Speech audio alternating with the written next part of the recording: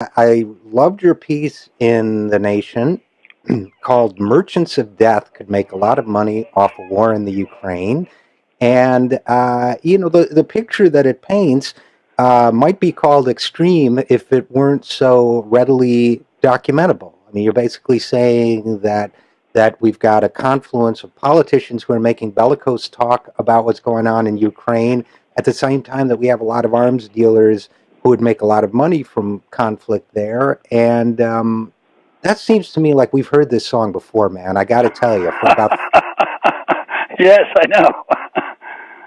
So what's going on here? Have we learned nothing in 40 years? Richard, you're old enough to remember the origination of Merchants of Death, which it probably was in the Stone Ages, actually, but in our lifetime, that was one of the phrases in the air rather steadily through the 60s and into the 70s when we were all dying over the tragedy in Vietnam. And in that day, people talked rather directly and in great detail about the role of the military-industrial complex in our politics and war-making and all the rest. So I thought, watching the Ukraine drama unfold, I thought, first of all, it reminded me that I had been there, actually, when these interests, that is Boeing and Lockheed Martin and other major defense manufacturers, were pounding the tom-toms to expand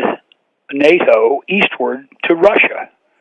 And that occurred in the early 90s and mid-90s during the Clinton administration after the Cold War ended. And some of us had naively thought, well, now we have an opportunity to get rational about our defense industry. And they understood exactly that threat. So they joined what was already a diplomatic argument. Well, to be really secure, we have to spread NATO right up to Russia's border, so that they won't be able to reclaim these satellite countries, which were now liberated: Czechoslovakia, Poland, Hungary, and many others. And there was no secret about that. I remember sitting in a meeting of a defense analyst had a conference on. Wasn't directly on NATO, but it was post-Cold War. What do we do with all this stuff? And in the meeting was this guy Jackson from Lockheed Martin, I think, and he made it very plain that this was their agenda, and they worked up without too much difficulty the political support in the Clinton White House and elsewhere to do this, and it was all high-minded, blah blah blah.